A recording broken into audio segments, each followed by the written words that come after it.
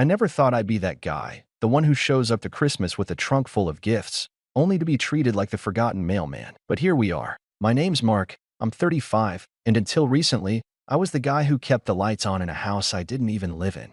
Technically, it was my sister's house, or at least, that's what she told everyone. To them, she was the hard-working single mom who clawed her way into a suburban four-bedroom dream. But to the bank, and more importantly, to me, I was the name on the mortgage. She was the one who moved in after her divorce, with her 2 kids and a sob story about starting over. And I, being the fool with a decent job and a bleeding heart, offered to help her get back on her feet. That was 5 years ago. In the beginning, I didn't mind. She was my sister, you know? Family. And watching her struggle with daycare, grocery bills, and deadbeat child support payments, I figured it was the least I could do. I bought the house in my name, let her live in it rent-free, and paid the mortgage every month like clockwork. She promised she'd take over once she was financially stable. We even pinky swore over a pizza box one night. I still remember the grease stain near the signature line when I drew up the informal agreement, just a placeholder until she could refinance. But the months turned into years, and her promises turned into deflections. Next tax season. After I pay off the car. Once the kids are in school. Always another reason. Still, I didn't push. I figured pushing made me the bad guy, and in our family, I was always the nice one. Not the golden child, that was Emma. Emma could light the curtains on fire, and my mom would call it creative. But I was dependable. Boring. The one who filled in the gaps when everyone else fell short. Need someone to fix the fence? Call Mark. Car won't start? Ask Mark. Christmas party? Mark will bring the food and the folding chairs. This year, I even wrapped the presents myself. Thoughtful ones, too, none of that regifted candle nonsense. I got her son the Lego set he'd been begging for since July, her daughter a Kindle with preloaded books I curated myself. And Emma? A new espresso machine. Fancy. She loves her morning coffee and made some comment in October about the one she had being on its last legs. I stored it all in my trunk, triple-checked the bows, then drove across town through a snowstorm to be there by noon. When I pulled into the driveway, I noticed extra cars. Cousins. Friends of friends. Probably her ex-husband's sister too. Emma always did like keeping things awkward.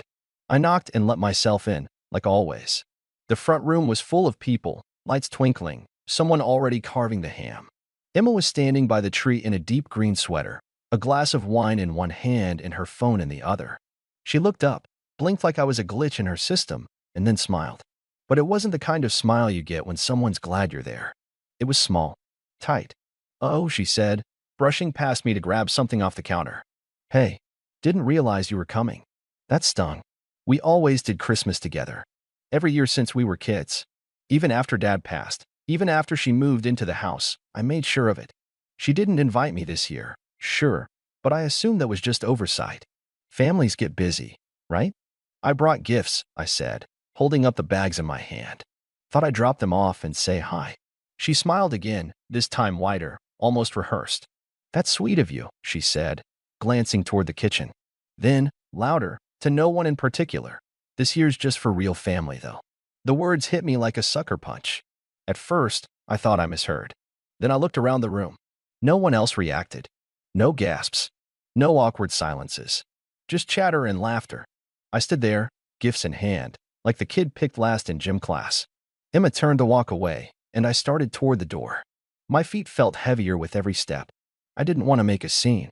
I just wanted to leave with my dignity intact. But then, just as I reached for the doorknob, I heard it, her voice, casual and mocking, just loud enough to cut through the noise. "He thinks paying the mortgage gets him a seat." Laughter followed. Not loud, but unmistakable. I froze. In that moment, I didn't feel like the dependable brother, or the nice one, or the fool with a credit score in the 800s. I felt invisible. Used. Stupid. I walked to my car in silence. Sat in the driver's seat for a few minutes, gripping the steering wheel like it might anchor me to something real. Then I popped the trunk, took out the gifts, and left them on the porch. No note. No name tags. Just a silent farewell to a role I didn't sign up for. By the time I got home, I wasn't angry. I was calm. And that scared me more. Because calm meant I had made a decision. A quiet, firm one. I opened my laptop. Pulled up the deed. The house was in my name, and the payments had been current because of me. Emma had no idea how the system worked. She never asked. Never cared. As far as she was concerned, that house was hers. Emotionally, maybe. Legally? Not even close. I called a lawyer, told him what I wanted. He didn't even blink. "You're the legal owner?" he asked. "Yeah." "Okay. Let's transfer it." We started the paperwork that night. I didn't tell anyone, not even my best friend. I wanted it to be done before the first apology text came in, if one ever did. I had no idea how she'd react. Maybe she'd pretend it was a joke. Maybe she'd cry. Or maybe she'd go full soap opera and accuse me of betrayal. But one thing was certain: come morning, the house would no longer be hers. And she'd find out the second her key didn't work. The paperwork didn't take long. That's the funny thing about owning something on paper. You don't need anyone's permission to reclaim what's already yours. The lawyer drew up a notice of eviction with 30 days grace, just to keep things clean. I didn't want to throw the kids out into the snow, no matter how much their mother deserved it. But I wasn't going to keep burning my paycheck to play the villain in her holiday narrative either. Still, I knew she wouldn't take it well. Emma didn't handle boundaries. She liked being the center of gravity, pulling everyone into her orbit with emotional debt and half-truths. The moment you stepped back, you became the villain. I'd watched it happen to our cousin Darren when he refused to co-sign on her second car loan. She told the entire family he abandoned her during her lowest point, conveniently skipping the part where he'd already paid her insurance for 2 years straight. So, I waited. For 5 days, nothing happened. No calls. No texts. Not even a thank you message for the gifts I left on the porch. But I wasn't surprised. Emma only reached out when she needed something. And apparently, this Christmas, she didn't need me. Yet, on the 6th day, I got a text. Just one line. "Did something weird happen with the bank?" I didn't reply. I figured she was logging in to check the mortgage portal for the first time in months and finally noticed my name next to everything: payments, title, homeowner's insurance. I'd left the account open to her for years, but she never cared enough to look. I guess the wine and social media kept her busy. Then came the second text. "Mark? Why is there a new notice on the door?" I'd had the formal eviction posted that morning. 30 days. Plenty of time for her to figure out a plan. But I'd also taken one extra step, something subtle, something passive-aggressive in that petty older brother kind of way. I suspended the smart lock system. It was tied to my email, my credit card. All I had to do was freeze the subscription, and the keypad entry would revert to manual key access. She hadn't used a physical key in years. I knew that because I'd seen her brag on Facebook once about how she never carried keys like a peasant. That night, the calls started. First a few, then a dozen. By midnight, I had 47 missed calls and 3 voicemails, each more frantic than the last. The first was her pretending everything was fine. "Hey, so there's a weird thing on the door, and I figured it's just a glitch, or whatever. Call me when you get this." The second was sharper. "Seriously, Mark? If this is some kind of joke, it's not funny. The kids are freaked out." The third one, that one was quieter. More dangerous. "You're going to regret this." That was all she said. Just that one sentence. No yelling. No crying. Just the kind of quiet threat only family knows how to deliver, soft and cold, like a knife wrapped in velvet. I didn't sleep much that night. Not because I was scared. I wasn't. But because for the first time, I realized I was finally done. Not angry. Not heartbroken. Just done. The next morning, I went to work like nothing had happened. My phone buzzed nonstop. I didn't look. Around 10 a.m., I got a call from Mom. She never calls me. "Mark," she said, "what's going on with your sister?" I paused. "What do you mean?" "She says you're trying to kick her and the kids out." "Is this about Christmas?" I could hear the disappointment loaded in her tone, like I was the one who'd thrown a fit over holiday decorations and made things awkward. Not the one who'd been excluded from his own family gathering. Not the one who'd paid off 73 mortgage payments without a single thank you. I wanted to explain. I really did. But the second I opened my mouth, Mom cut in. "I mean, you have been acting kind of distant lately. And Emma told me you said something really cruel about the kids." I hung up, not angrily, just quietly. I stared at the wall for a long moment and let it all settle. This was what it always came down to. Emma had the tears. I had the receipts. And somehow, the tears always won. But not this time. That evening, Emma drove across town and showed up at my apartment. I saw her through the peephole, hair pulled back, jacket half-zipped, holding her phone like a lawyer holding evidence. She knocked once, twice. Then she yelled through the door. "You can't do this. You can't just evict me. This is my house. I live there." My kids go to school in that neighborhood. I didn't answer. Just turned up the TV and waited until her footsteps faded down the hallway. 3 days passed. Then she did what she always does when she's out of moves. She pulled in the rest of the family. Texts came in from my aunt, my cousin in Michigan, even my niece, who's 12 and doesn't know a mortgage from a mall pretzel. Hey, Uncle Mark. Mom says we're going to be homeless. Can we come stay with you? Emma was spinning her usual magic, weaponizing pity like a seasoned general. She told everyone I was mad about not getting invited to dinner and that I'd retaliated by stealing her house. She didn't mention the 5 years of free rent or the espresso machine I never got a thank you for. By the end of the week, she started going live on Facebook. I kid you not. Tears. Sobbing. Crocodile sniffles. Some people just don't value family, she said in one of them, dabbing her eyes while soft piano music played in the background. They forget who was there for them when they had no one. I nearly choked on my coffee when I saw it. Who was there for me? Lady, I was the one who paid the property taxes when you were in Cabo last spring. But I didn't comment. I didn't argue. I didn't even defend myself. Because the clock was ticking. She had 30 days. And every one of them was a countdown. On day 12, she left a voicemail pretending nothing had happened. Hey, just wanted to talk. You know? Maybe we both overreacted. The kids miss you. We all do. Let's have dinner or something. Just us. I didn't respond. On day 13, a mutual friend from high school messaged me with a screenshot of Emma's latest Facebook post. It was a grainy picture of her standing on the porch next to the eviction notice still taped to the door, with a caption that read, "Imagine thinking this makes you the bigger person." The comments section was split right down the middle, half sympathy, half suspicion. Some of the old crowd knew me well enough to side with caution. Didn't Mark buy that house? One guy commented. I remember when he posted about it a few years back. That thread disappeared within minutes. She was managing her image like a press secretary, deleting, curating, posting new things that made her look like a warrior mom fighting against evil bureaucracy. It was all carefully staged, all performative. One day, she posted a picture of her kids doing homework on the floor with the caption, "We're staying strong." Another day, she took a photo of her car parked in the driveway with a passive-aggressive tag. Some people forget where they come from.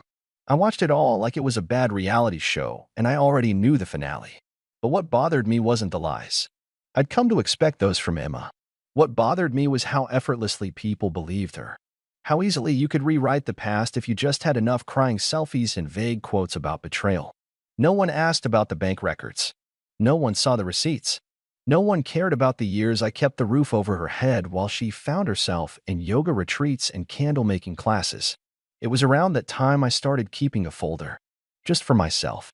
Screenshots. Bank transfers. Texts. Photos. Emails. Not to expose her. Not yet. But because I needed proof for me. To remind myself that I wasn't crazy. That I didn't invent the last 5 years. That I wasn't the villain in the movie playing on her social media feed. Then came day 16. It was a Friday.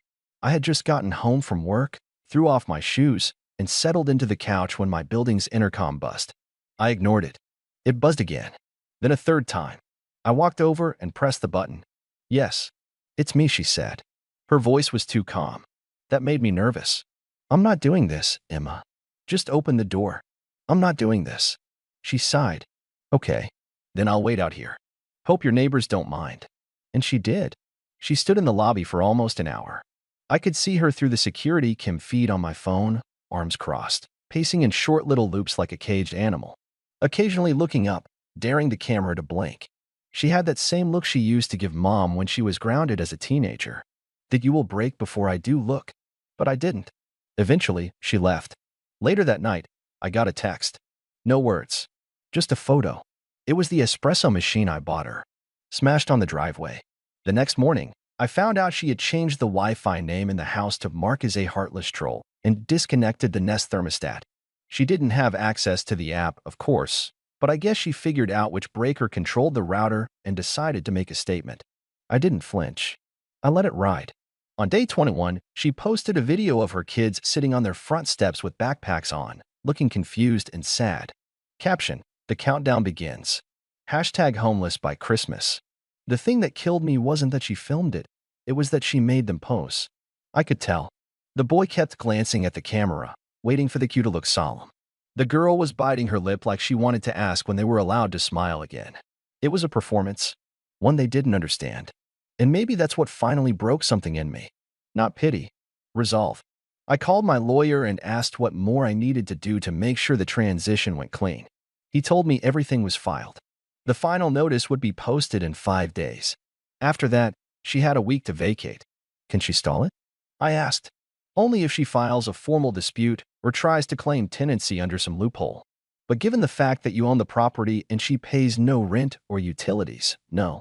She doesn't have legal grounds. So I waited. And on day 27, I got the call from her new boyfriend. I didn't even know she was dating anyone. But suddenly, here he was, calling me at 11:37 p.m. She told me everything, he said, his voice heavy with self-righteousness.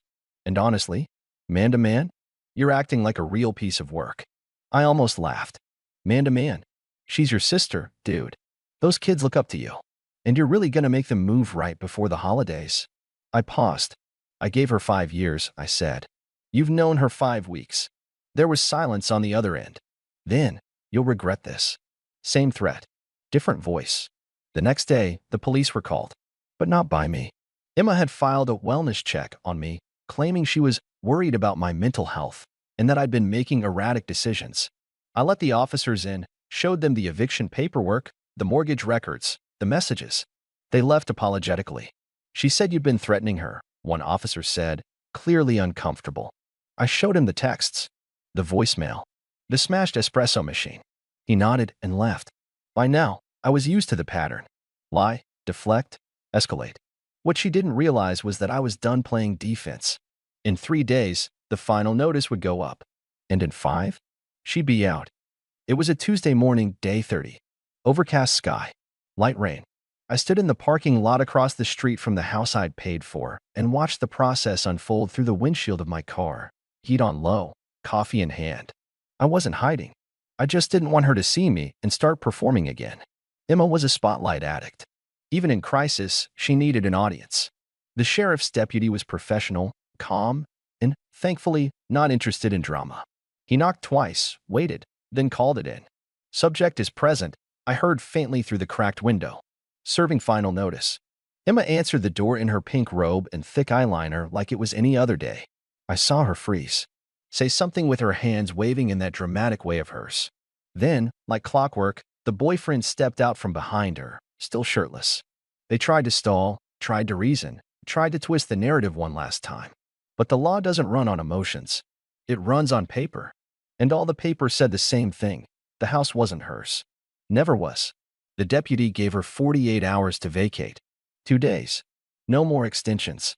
No more calls to mom. No more, I didn't know, or he promised me. Just 2 days to gather her things and leave. I didn't go over. I didn't wave. I just finished my coffee and drove off. That night, my phone didn't buzz once. No threats. No apologies. Just silence. The next afternoon, I got a message from a mutual cousin, Melissa, who'd always been the Switzerland of the family. Hey, just wanted to say, I know what you did was hard, but you were right. I'm sorry for not saying something sooner.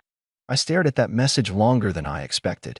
Not because it changed anything, but because it was the first time, the very first time, someone acknowledged that maybe I wasn't the villain in this story. Then came the hard part, actually taking back the house. The eviction window ended on Thursday morning. I took the day off work, called the locksmith, and met him in the driveway at 10 a.m. Emma and her boyfriend were already gone. No confrontation. No tears. Just a dent in the garage door, cigarette butts on the porch, and a recycling bin overflowing with wine bottles and frozen pizza boxes. Inside? Chaos. The house was trashed. Furniture overturned. Walls scuffed. The kids' rooms looked like they'd been evacuated in a rush, drawers pulled out, clothes still hanging halfway from hangers. She took the appliances I bought, left behind broken ones. The espresso machine, of course, was long gone. I half expected a hole in the wall where the TV used to be, but no, she left that. Probably because it was mine, or because it was bolted down and she didn't want to deal with the hassle. But the worst part? The note, taped to the fridge, written in marker on a crumpled paper plate. Congrats. Hope it was worth it. No signature. No heart. Just spite, etched in Sharpa like a parting curse. I didn't touch it. Not at first. I just stood there in the kitchen, surrounded by dust and stained countertops, and tried to remember what the place looked like when I bought it. Before the screaming matches, before the manipulation, before I became a villain for setting a boundary. It took me a few weeks to clean it up. I paid for repairs, replaced what was broken, and threw out anything that smelled like resentment, which, as it turns out, was most of the furniture. A neighbor dropped by while I was scrubbing the baseboards and said, "Glad to see someone finally taking care of the place again." I smiled. "Yeah," I said. "Me too." I didn't move in right away. I wasn't sure if I wanted to. The house felt heavy, like it still echoed with old arguments and unspoken debts. But it was mine, really mine, and something about that mattered more than I expected. Mom didn't speak to me for 3 weeks. Then, like nothing happened, she sent me a message about a family barbecue. No apology, no explanation, just a casual, "Are you bringing your famous potato salad?" I replied, "Not this year." She left me on read. Emma, for her part, went quiet, deleted her Facebook for a bit, then came back with a new profile full of inspirational quotes about growth and cutting out toxic people. I didn't follow her. I didn't care to. But I heard from Melissa that she moved in with her boyfriend, then his mom, then a new place across town. Rumor was she was trying to start a parenting blog. You'd think she'd have changed after all that. Learned something. Reflected. But the truth is, some people don't grow. They just get better at playing the same role. A few months later, I got a letter from the county. It was the new property tax bill cut in half. Apparently, her boyfriend had filed some paperwork claiming tenancy during their time there, but it got denied. And because Emma never paid a cent in 5 years, the revised value came back lower than expected. Silver linings, I guess. Eventually, I did move in, painted the walls, replaced the carpet, ripped out the old curtains she'd left behind, still dusty with perfume and maybe a bit of desperation. It took time, more than I thought. But slowly, the house stopped feeling like hers. It started to feel like peace, like a reset. One day, I found the old box of holiday decorations she left behind. Most of it was broken or tangled, but at the bottom, beneath the garland and cracked ornaments, was a tiny plastic angel. Cheap, dollar store kind. She'd used it every year since the kids were toddlers. I held it for a while, turning it over in my hand, remembering all the times I'd been the one to unpack it, place it carefully on the tree, smile through gritted teeth as she made snide comments about my boring life. Then I stood up, walked outside, and tossed it in the trash. I didn't need souvenirs from people who only remembered me when they needed something. And that Christmas, I hosted. Not a big gathering, just a few close friends. People who'd stuck around through the mess. We cooked, laughed, watched old movies. And when it came time to decorate the tree, I placed a brand new star on top. One I picked out for myself. No ghosts, no guilt, just light. And for the first time in years, it actually felt like home.